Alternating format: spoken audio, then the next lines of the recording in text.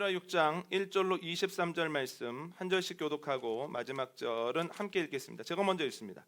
다윗이 이스라엘에서 뽑은 무리 3만 명을 다시 모으고 다윗이 일어나 자기와 함께 있는 모든 사람과 더불어 바알레 유다로 가서 거기서 하나님의 궤를 메어 오려 하니 그 궤는 그룹들 사이에 자정하신 만군의 여호와의 이름으로 불리는 것이라. 그들이 하나님의 궤를 새 수레에 싣고 산에 있는 아비나답의 집에서 나오는데 아비나답의 아들 우사와 아효가 그 새 수레를 모니라.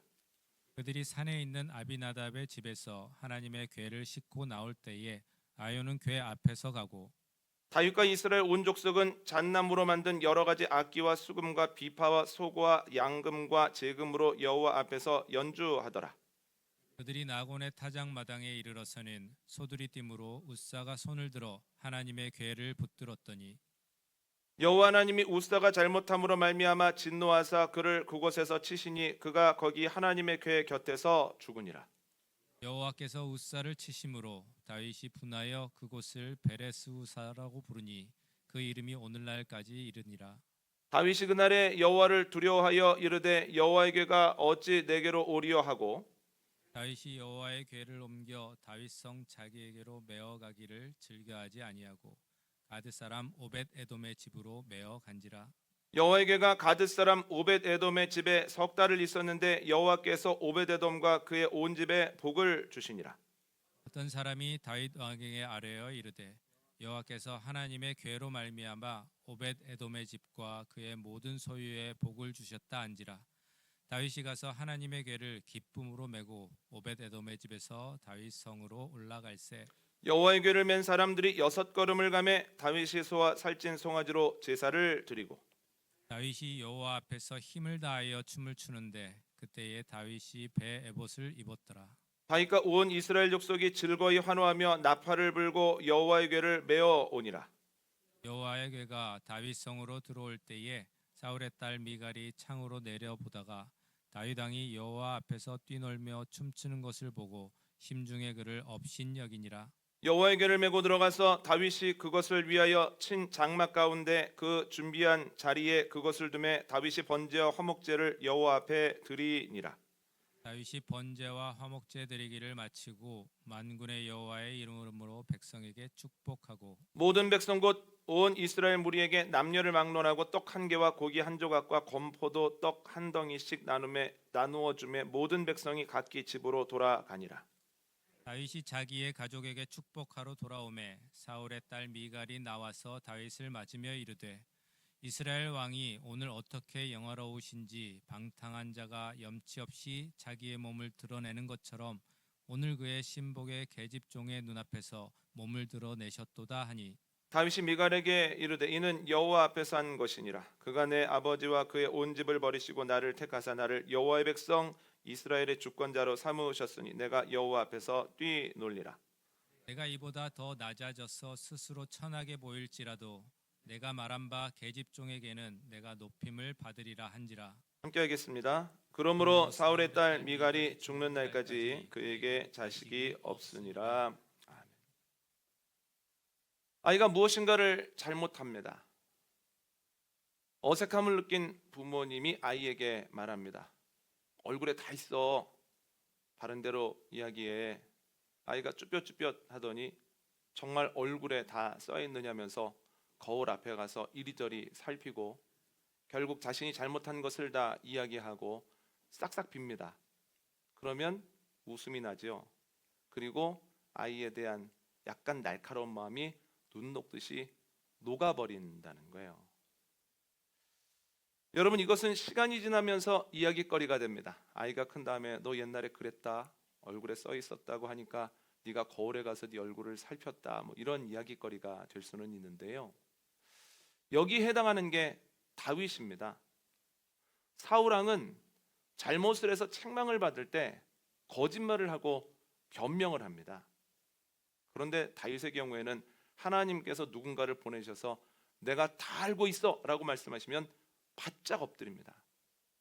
눈물로 회개합니다. 다시는 그렇게 하지 않겠다고 싹싹 빕니다.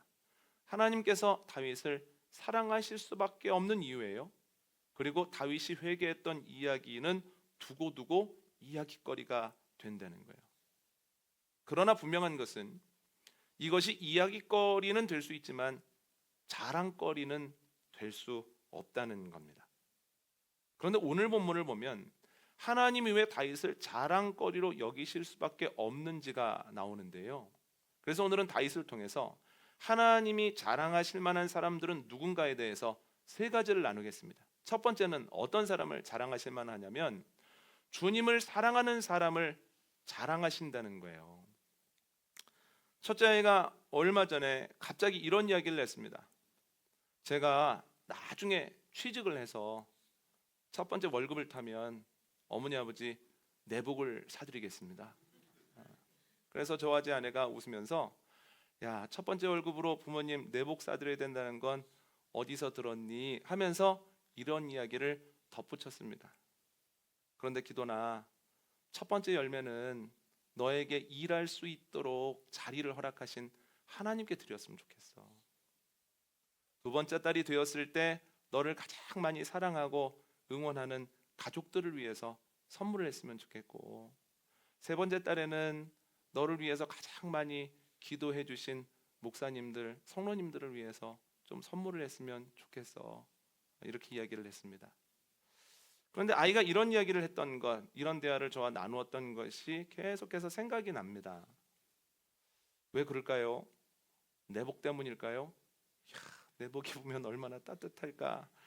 그렇지 않습니다. 내복은 언제든지 얼마든지 제가 사 입을 수 있습니다.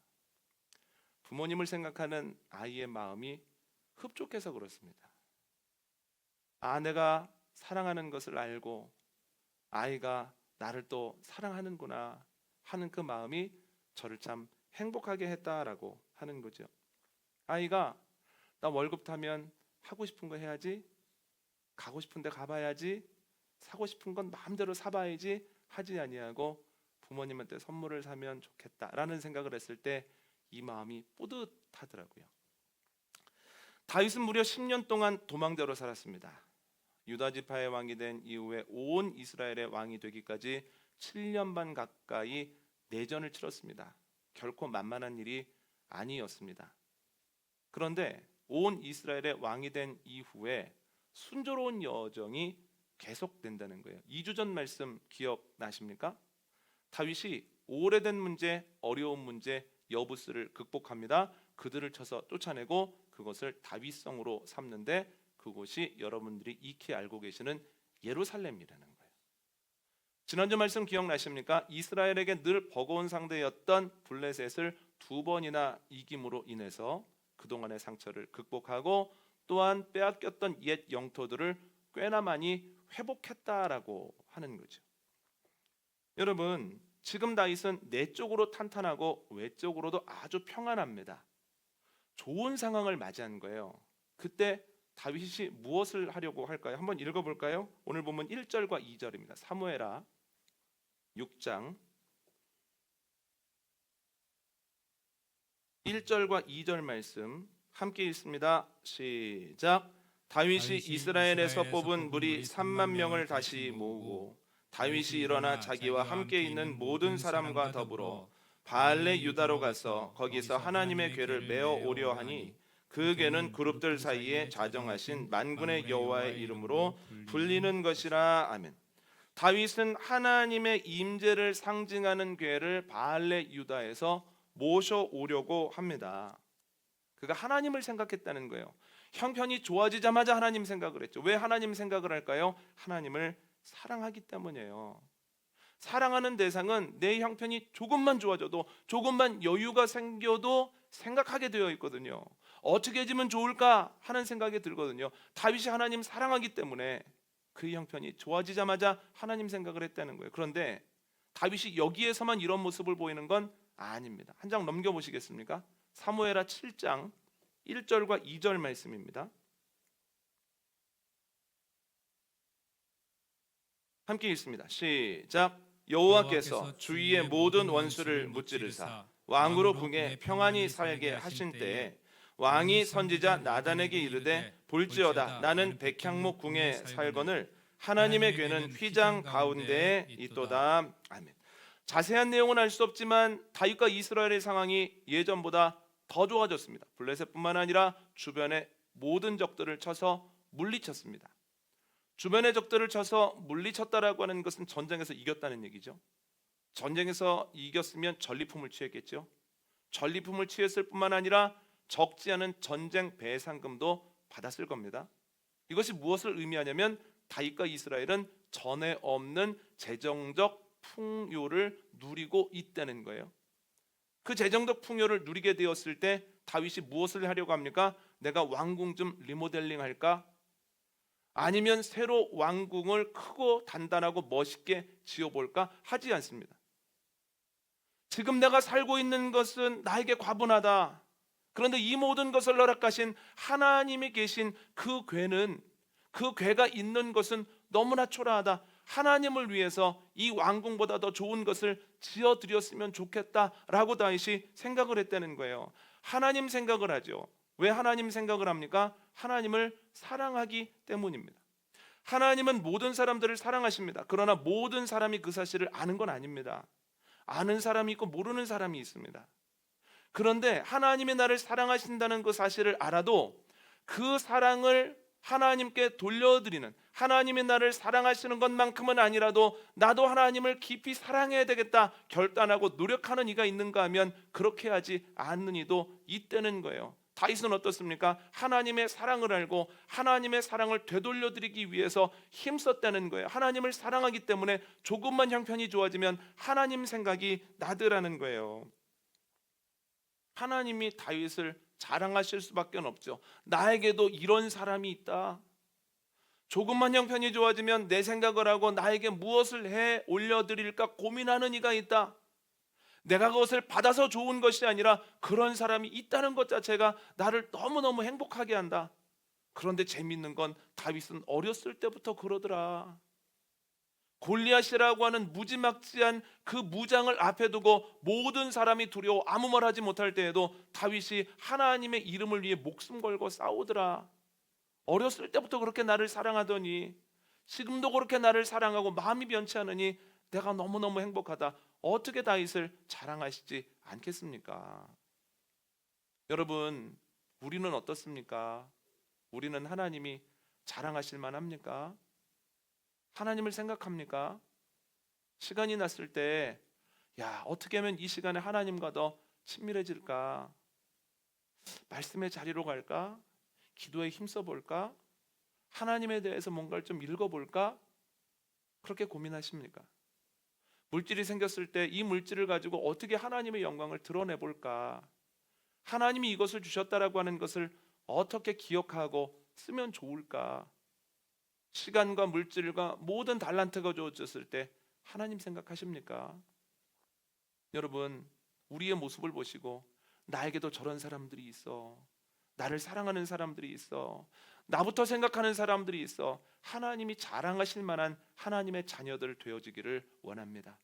두 번째는 방법을 찾아내는 사람을 하나님이 자랑하신다는 거예요.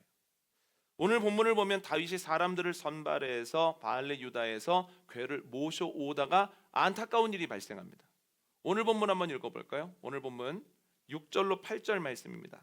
열왕기하 사무엘하 말씀입니다. 사무엘하 6장 6절로 8절이 있습니다. 시작. 그들이 나곤의 타작마당에 이르러서는 소들이 띠므로 우사가 손을 들어 하나님의 궤를 붙들었더니 여호와 하나님이 우사가 잘못함으로 말미암아 진노하사 그를 그곳에서 치시니 그가 거기 하나님의 궤 곁에서 죽으니라. 여호와께서 우사를 치심으로 다윗이 분하여 그곳을 베레스 우사라 부르니 그 이름이 오늘까지 이르니라. 아멘. 궤를 실은 수레가 나곤의 타작마당을 지나고 있을 때 궤가 실려 있는 수레를 끌던 소들이 갑자기 뛰기 시작합니다. 그랬더니 궤 운반을 책임지던 사람 중 하나인 우사가 궤가 떨어지려고 하는 것을 보고 궤를 손으로 잡습니다.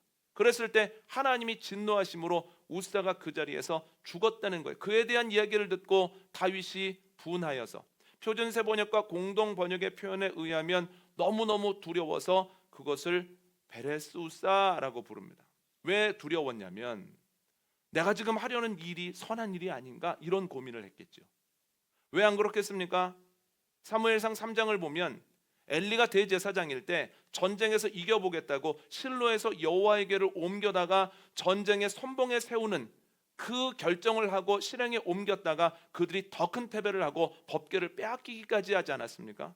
그러니까 궤를 옮기는 것 이거 안 좋은 일인가? 하는 고민이 있었겠죠. 두려워서 차마 더 옮기지 못하고 그 옆에 있는 오벳 에돔의 집에 두었다라고 하는 거예요. 그런데 석 달 뒤에 오벳 에돔의 집이 법궤로 말미암아 복을 받았다, 모든 것이 순조롭다라는 이야기를 듣게 됩니다. 그때 다윗이 확신을 합니다. 내가 궤를 예루살렘으로 모셔 올리는 것은 선한 일이구나. 하나님께서 기뻐하실 만한 일이구나. 그리고 점검을 했겠죠. 내가 하려는 일 선하다. 그 일을 하려는 의도도 선하다. 나는 최선을 다했다. 3만 명을 모집했고 또한 새 수레를 사용했다. 그런데 왜 실패했을까? 그러다가 결국 그 이유를 찾거든요. 오늘 본문 12절 한번 읽어볼까요? 오늘 본문 12절입니다. 시작. 어떤 사람이 다윗 왕에게 아뢰어 이르되 여호와께서 하나님의 궤로 말미암아 오벳 에돔의 집과 그의 모든 소유에 복을 주셨다 한지라 다윗이 가서 하나님의 궤를 기쁨으로 메고 오벳 에돔의 집에서 다윗성으로 올라갈세. 아멘. 오늘 본문 앞부분에서 다윗이 어떻게 궤를 운반했습니까? 새 수레에 싣고 소가 끌게 했다는 거예요. 그런데 실패한 이후에는 어떻게 운반합니까? 어깨에 메고 궤를 운반하더라는 거예요. 즉 방법을 바꾸죠. 하려는 일도 선하고 의도도 선하고 최선을 다했으나 이것이 안 된다. 방법이 잘못되었구나 라고 해서 방법을 바꿨다는 거예요. 그런데 다윗 생각이 맞았습니다. 민수기 4장을 보면 하나님께서는 레위 지파에 속한 고핫 자손에게 이 일을 맡기십니다. 법궤를 비롯한 성물들이 운반되어질 때에는 너희가 어깨에 메고 운반해야 된다라고 하는 거죠. 이어 어려움이 없이 궤가 다윗성에 도착하게 되죠. 여러분, 하나님이 다윗을 보시고 뭐라고 말씀하시겠습니까? 이게 뭐니? 처음부터 잘해야지. 처음부터 문호를 좀 찾아봤어야지. 처음부터 어깨에 맸어야지. 이거 상식 아니니? 이렇게 말씀하셨을까요? 아니면 야 다윗아, 너는 나를 정말 사랑하는구나. 네가 어려움을 만났는데 그 어려움을 만났다고 해서 포기하지 아니하고 끝까지 방법을 찾아서 하려는 것을 보면 너는 정말 나를 생각하고 나를 위하는구나. 어떤 생각하셨겠습니까? 후자 아니겠습니까? 어떻게든 방법을 찾는다고 하는 건 그만큼 그 일이 중요하다는 걸 뜻합니다. 여러분, 사람들은요 돈은 포기하지 않습니다. 너무 중요하기 때문에 어떤 방법을 찾아서도 벌려고 하고 되찾으려고 하고 부자가 되려고 하는 성향이 그만큼 중요하거든요. 명예도 마찬가지입니다. 명예도 어떤 수를 써서라도 지켜내려고 하는 사람들이 너무너무 많습니다. 버젓이 거짓말을 하는 이유 무엇입니까? 권력이 너무 좋은 것이기 때문에 그것을 갖고 싶고 잃고 싶지 않거든요. 그런데 명확하게 얘기하면 돈과 권력은 잘 포기하지 않는데 신앙에 대한 건 너무 쉽게 포기합니다. 신앙에 대한 것은 너무 쉽게 놔버립니다. 그 이유가 무엇일까요? 돈과 권력보다 그 값어치가 떨어진다고, 아니 비할 수 없다고 생각을 하기 때문입니다. 다윗을 보면 그에게 가장 중요한 것이 하나님이었다는, 하나님의 일이었다는 거예요. 그래서 어려움을 겪었을 때, 갑자기 중단할 만한 이유가 생겼을 때 포기하지 않고 중단하지 않고 그가 다른 방법을 찾아내고야 말더라는 거예요. 이것이 하나님의 일이 내게 중요합니다라고 하는 신호죠. 포기하지 아니하고 방법을 찾아서 끊임없이 하나님의 일을 하려고 노력할 때 하나님이 기뻐하시고 또한 하나님께서 자랑하실 만한 공동체가 되어지기를 원합니다. 그래서 어떻게든 주님의 일을 중요하게 여김으로 방법을 찾는 이들을 자랑하신다는 거예요. 세 번째는 자리를 잊지 않는 사람을 하나님께서 자랑하십니다. 오늘 보면 14절 한번 읽어볼까요? 14절 읽습니다. 시작. 다윗이 여호와 앞에서 힘을 다하여 춤을 추는데 그때 다윗이 배 에봇을 입었더라. 아멘. 드디어 여호와의 임재를 상징하는 궤가 예루살렘 성으로 들어옵니다. 다윗이 얼마나 기쁜지 그 앞에서 막 춤을 추는 거예요. 그런데 그 모습을 보고 미갈이 심중에 업신여깁니다. 그리고 모든 행사를 마치고 집으로 돌아왔을 때 미갈이 다윗에게 비아냥거립니다. 아주 볼만했습니다. 몸을 다 드러내고 그렇게 춤을 추는 모습이 불량배와 다를 바 하나 없었습니다. 이렇게 얘기를 하는 거예요. 여러분, 저를 비롯해서 많은 분들이 몸을 드러냈다라고 하는 것 때문에 다윗이 춤을 추다가 바지가 내려갔다 이렇게 생각을 하거든요. 저도 그렇게 알고 있었거든요. 그런데 그렇게 많이 읽었음에도 불구하고 이번에 설교를 준비하는 가운데에서 말씀을 살뜰히 살펴보니 춤추다가 바지가 내려갔다는 구절이 없는 거예요. 그러면 미갈이 왜 몸을 드러냈다라고 그렇게 비아냥거렸을까? 한번 읽어볼까요? 14절 읽겠습니다. 14절 읽습니다. 시작. 그리고 다윗은 모시로 만든 에봇만을 거치고 주 앞에서 온 힘을 다하여 힘차게 춤을 추었습니다. 아멘. 제가 지금 표준세 번역으로 읽어드렸는데요, 여러분, 얇은 모시만 걸치고 춤을 췄다는 거예요. 모시 에봇을 입고요. 여러분, 왜 몸이 드러나느냐, 바지가 내려놔서 드러났느냐, 아니면 얇은 모시 때문에 몸이 드러났느냐가 중요한 게 아닙니다. 왜 드러났느냐가 중요한 게 아니라 여기에서 중요하게 여겨야 되는 것은 뭐냐면 그가 괴를 맞이하기 위해서 왕복을 벗고 에봇을 입고 나아가서 춤을 췄다라고 하는 것이 중요하더라는 거예요. 여러분, 다윗은 왕으로서 괴를 맞이한 게 아닙니다. 예배자로서 여호와의 괴를 맞이했다라고 하는 거예요. 이게 중요한 겁니다. 그런데 왕복을 벗고 에봇을 입고 괴를 맞이한다라고 하는 것 결코 쉬운 일 아닙니다. 16절 한번 읽어볼까요? 오늘 보면 16절입니다. 시작. 여호와의 괴가 다윗성으로 들어올 때 사울의 딸 미갈이 창으로 내다보다가 다윗 왕이 여호와 앞에서 뛰놀며 춤추는 것을 보고 심중에 그를 업신 여기니라. 아멘. 여호와의 괴가 다윗성으로 들어올 때 미갈이 어디에 있었습니까? 궁에 있었죠. 궁에서 괴가 들어오는 것, 들어올 때 다윗이 막 깊어서 춤을 추는 것을 내려다 보고 있었다라고 하는 거예요. 즉 미갈은 여호와의 괴 앞에서도 여전히 왕비고 여전히 궁의 안주인이었다라고 하는 거예요. 찬양을 하기 위해서, 주님을 맞이하기 위해서 왕복을 벗고 에봇을 입었던 다윗과는 너무나 대비가 된다라고 하는 거죠. 여러분, 누군가를 진정으로 만나기 위해서는 자기 자리에서 내려와야 됩니다. 한 분이 이런 말씀하시더라고요. 같은 동에 군 장성이었던 분이 사신다는 거예요.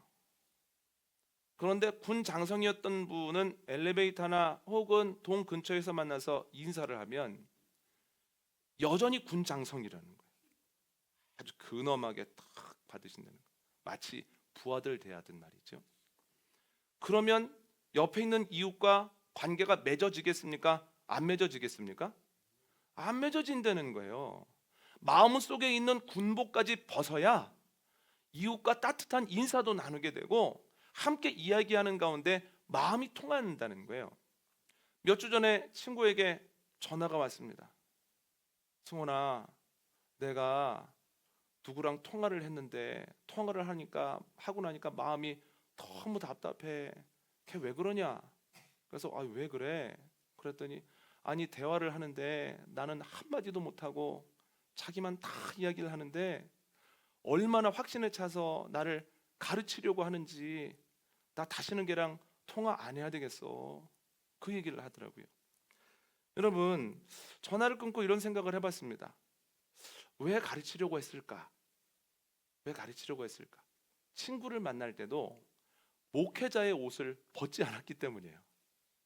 목회자로서 이것저것 가르치고 이것저것 지적하는 것이 습관이 된 것이 몸에 익는 바람에 친구랑 통화할 때도 너 그렇게 하면 안 돼, 이건 이런 거야, 이거 이렇게 하는 게 맞아, 요즘 시류는 이런 거야 라고 얘기를 했던 거죠. 그 친구가 너무 오래 목회했나? 그런 생각도 들고, 나도 조심해야 되겠다. 나도 요즘 설교가 길어지고 뭔가 이야기할 때 막 확신이 차는 걸 느끼는데 이거 나도 조심해야 되겠다. 라는 생각을 하게 되었습니다. 근데 이게 신앙의 관점에도 똑같이 적용이 됩니다. 올해 초에 한 교회에 3일 동안 부흥회를 다녀왔는데요. 그 부흥회를 다녀오면서 가장 인상 깊었던 것이 뭐냐면 그 교회 장로님들이었습니다. 장로님들이 예배를 드리는데 눈이 반짝반짝반짝한 거예요. 막 말씀을 사모하는 게 보입니다. 그리고 말씀을 들으면서 아멘 이 소리를 장로님들이 제일 크게 하시는 거예요. 그리고 마지막 날 저녁 집회 마지막 말미에 안수기도를 하는데 한 200여 명 되는 교인들이 다 안수기도 받기를 기다렸다가 마지막에 장로님들이 안수를 받으러 오시는데 너무 이 은혜를 사모하는 게 보이는 거예요. 참 인상 깊었습니다. 그런데 며칠 뒤에 그에 대해서 생각을 하다가 이런 생각이 들었습니다. 아니 그게 당연한 거 아닌가? 장로님들은 어떤 분입니까? 이미 신앙과 헌신의 교회 공동체로부터 인정을 받아서 세움받은 분들 아닙니까? 그러면 당연히 은혜를 사모하는 것 누구보다도 더 뜨거워야 되고 누구보다도 더 열심히 해야 되고 또한 교인들이 먼저 은혜 받게 하고 본인들을 계속 기다리는 것이 당연한데 왜 이렇게 그게 인상이 깊었을까? 간단합니다.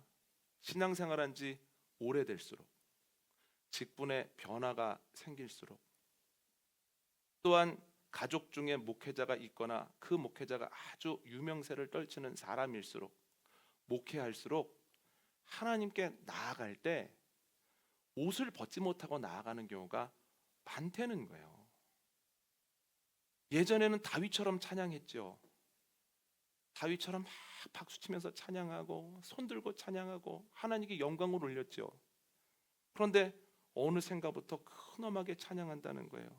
발을 탁 내리고 눈을 감고 혹은 이렇게 본인이 박자를 탁탁탁 이렇게 맞춰가면서 박수는 한 집사까지만 치는 거야 라고 생각이 들 만큼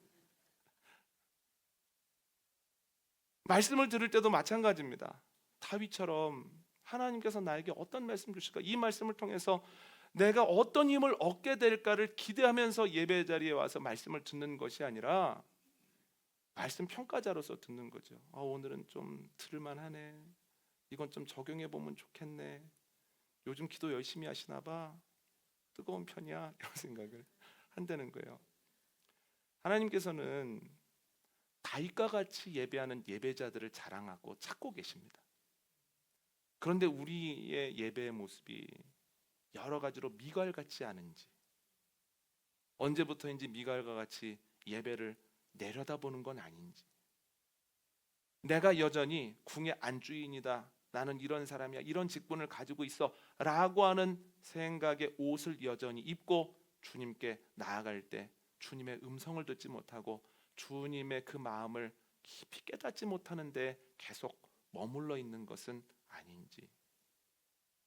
여러분, 미갈이 아니라 다윗과 같은 예배자들이 되어지기를 원합니다.